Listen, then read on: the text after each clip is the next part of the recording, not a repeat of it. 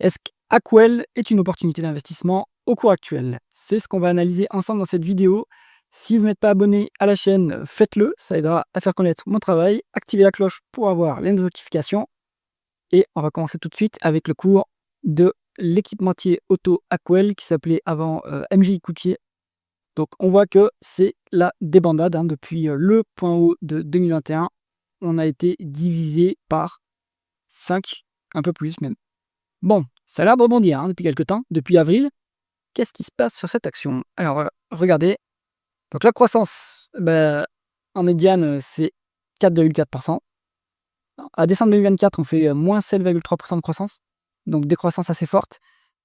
Je pense pas qu'il y ait eu du changement de périmètre. Je pense que c'est uniquement que l'entreprise, c'est un ralentissement très très fort. On a fait 35 millions d'acquisitions sur 10 ans. Et bon, est-ce que ça a créé de la valeur? À voir.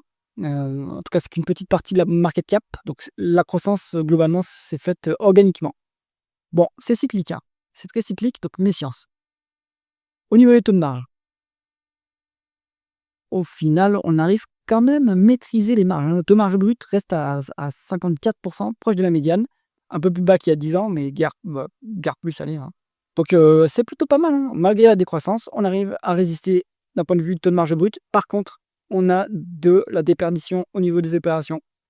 Donc la médiane des d'EBITDA, c'est 12%. Actuellement, enfin en tout cas décembre 2024, on a 7,6%. Ça a baissé quand même depuis 10 ans, malheureusement. Le taux de marge net, lui, il suit bien le taux de marge d'EBITDA. La marge est très faible. 2,5%, médiane à 5,7%. Si on regarde les marges de free cash flow, ouais, c'est à peu près pareil. Donc non. Les marges sont très faibles pour l'instant pour Ackwell. En même temps, on fait de la décroissance, bas de cycle, perd potentiellement des parts de marché. C'est compliqué. Ça, on le savait. Cette industrie, elle est complètement en difficulté. Et Ackwell, il résiste. Ils essaient de résister tant bien que mal, mais on voit sur les marges que c'est pas très très qualitatif. Attention, vigilance là-dessus, parce que si on commence à avoir une baisse encore un peu plus importante des marges, on va passer en perte. Ensuite, la conversion des bénéfices nets en free cash flow. Bon, il n'y a pas de free cash flow. Enfin, en tout cas, il y en a 2 fois moins que des bénéfices nets sur 10 ans. Au niveau du BFR, c'est un BFR qui est positif. Malheureusement, est-ce que ça représente une grosse part du chiffre d'affaires annuel? Ça représente quand même 20%. Ça commence à être lourd. Ça veut dire que l'entreprise, elle n'est pas super bien positionnée face à ses clients, qui sont les constructeurs auto, évidemment, et face à ses fournisseurs. Donc, ouais, on voit tout de suite que les constructeurs auto, là, ils se font tabasser par les équipementiers auto se font tabasser par les constructeurs auto. Ça se voit au niveau du BFR. 20% du chiffre d'affaires, c'est gros. Donc, ça veut dire aussi que c'est vous qui devez prendre le risque du stock, par exemple. C'est que vous devez payer vos clients avant de devoir payer vos fournisseurs et que ce sont vos clients qui vous imposent des délais de paiement. Donc, c'est pas exceptionnel. Est-ce que la trajectoire s'améliore pour le BFR? Bon, ça ralentit, la hausse ralentit quand même. Ça a même un petit peu baissé. Depuis 2024, on a une légère variation négative du BFR. Bon, pour l'instant, c'est pas flambant. Hop, on va regarder.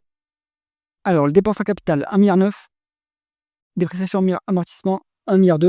On a 307 millions d'euros aux erreurs de cash items, donc je ne sais pas de quoi il s'agit. Il faudrait regarder dans le tableau de flux de trésorerie. Bon, on a une dépense en capital qui est importante et qui, du coup, impacte les free cash flow. Donc, pour valoriser Ackwell, à choisir entre bénéfice net et free cash flow, il vaut mieux prendre free cash flow. Ça sera plus conservateur, le multiple sera plus élevé, malheureusement. Et c'est parce que l'entreprise, finalement, gagne assez peu de free cash flow. Au niveau de la rentabilité opérationnelle, on est sur une chute assez violente. Donc en médiane, c'est 10,7%, ce qui est tout à fait honorable pour une société qui est intensive en capital, qui est l'équipementier quand même. Ça a quand même, depuis 2021, pardon, ça a largement chuté. On est au plus bas. Est-ce qu'on a déjà vu un plus bas sur la rentabilité? Oui, en 2009. Ça fait pas rêver, 2009. Bon. En 2009, toute l'économie était au tapis.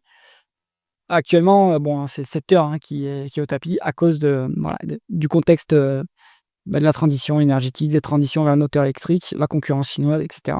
Donc, et la récession la récession industrielle, en fait, hein, en France et en Allemagne. Bon, donc du coup, rentabilité à 3,5 %, c'est très, très faible. Bon, pour l'instant, il y a pas de croissance de toute façon, donc il y a pas de croissance à autofinancer.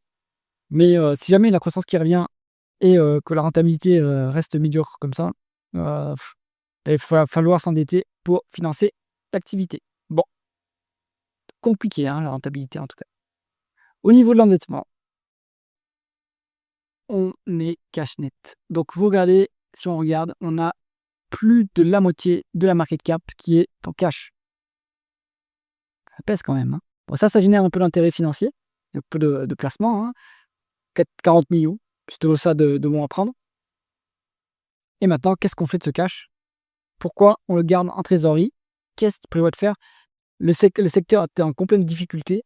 Il y a pas de capex à passer pour l'instant, ce qui serait déraisonnable puisqu'il y a pas de croissance. Il y a peut-être des entreprises à racheter, mais il y a pas de demande. Donc ça sert à quoi de racheter une entreprise maintenant? Non, il faut rendre le cash aux actionnaires. Complètement. Et donc du coup, qu'est-ce qui se passe au niveau du dividende? Est-ce qu'on rend l'argent? Hop, 8 millions de dividendes sur 200 millions de market cap. À la louche, 4 ouais, un petit peu moins du coup. On va dire que c'est ouais, donc du coup, c'est ce rendement-là, hein, puisqu'il y a pas de rachat d'actions. Et là, il y a eu des rachats d'actions. Il faut aller voir, c'est très léger en fait, il faut faire gaffe à l'échelle, hein. C'est pas, enfin si, c'est quand même significatif, hein. Il faut quand même racheter, 10. Donc pour le rendement de l'actionnaire, il est pas élevé vu le profit de la boîte, hein. Vu toute la trésorerie qu'elle a, on est à un sixième des free cash flow, donc là, il faut que le dividende, il soit triplé, ça facilement, qu'il y ait des rachats d'actions assez massifs. Là, il faudrait passer le rendement de l'actionnaire à 10. Il y a que ça à faire, il y a que ça à faire. Donc il faut gérer pour l'instant, il faut rendre l'argent aux actionnaires. Si on table sur une reprise de l'activité, pourquoi pas, mais pour l'instant, ça vient pas. Bon, du coup, bah, l'argent, il dort, sans produire sans générer sans créer de valeur pour l'actionnaire, hein, malheureusement. Si on regarde la valorisation, on va regarder d'abord en price to free cash flow, 4,4. Bon, la médiane, 5 ans, on va dire, c'est 8, donc on a quand même nos 50 % de décote. Et le plus intéressant, la décote sur actifs tangibles. On se traite à 60 % des capitaux propres tangibles. Bon, et ben, vous avez de la marge de sécurité, hein, sur Aquel. On peut comparer d'ailleurs aux autres constructeurs auto, hein. Pour le coup, c'est un secteur qui est plutôt deep value, hein. Si on regarde, donc on va aller regarder, Forvia, anciennement Forestia. Hop, Forvia, voilà. On va aller regarder, Valeo. Ça nous donne, alors on peut regarder les market cap pour comparer, ce qui est comparable. Aquel, c'est la plus petite, hein. Donc Valeo, c'est 2,4 milliards, Forvia 2,1 milliards, Aquel 213 millions. Bon, donc c'est tout petit. En termes de valeur entreprise sur EBITDA, ça vaut même pas un tiers de Valeo, ni un quart de Forvia. Si on regarde un price to tangible book value, est-ce qu'on a aussi des cotes sur les autres? Pas du tout. Sur Valeo, non. Et sur Forvia, on n'a pas de chiffre en fait. Bon. Conclusion d'Aquel. Le seul risque, alors, c'est pas du tout un conseil d'investissement. Je suis à l'écart du secteur. Sur ce genre de dossier, ce qui peut se passer, c'est, si vous rentrez, c'est d'avoir un coup d'opportunité. C'est-à-dire que le management ne veut pas rendre d'argent, ne veut pas augmenter de dividendes, ne veut pas racheter les actions, et l'activité reste stagnante. Le cours n'ira pas beaucoup plus loin, hein, parce que 60 % des cotes sont actifs tangibles. Au bout d'un moment, le marché sait qu'il va se passer quelque chose. Donc, le cours ne va pas beaucoup descendre. Là, le seul risque que vous avez, bah, c'est que ça prenne du temps. Voilà, que la valeur, que la libération de la valeur pour l'actionnaire prenne beaucoup de temps parce que le management ne veut pas y aller, et cetera. Il faut qu'il y ait des activistes qui commencent à mettre la pression pour qu'il y ait les rachats d'actions et des dividendes. Bon, 60 % des cotes sont actifs tangibles à 8 € là, ça vous fait quand même une bonne marge, hein. Ça peut, on pourrait, facile aller à 13 €, hein, sur Aquel. Donc voilà, c'est assez aligné d'un point de vue, deep value, hein. Il y a pas mal d'éléments qui font penser que ça peut être un dossier deep value intéressant. J'espère que cette vidéo vous a plu. Si c'est le cas, mettez un pouce vers le haut et pensez à vous abonner à la chaîne. À bientôt.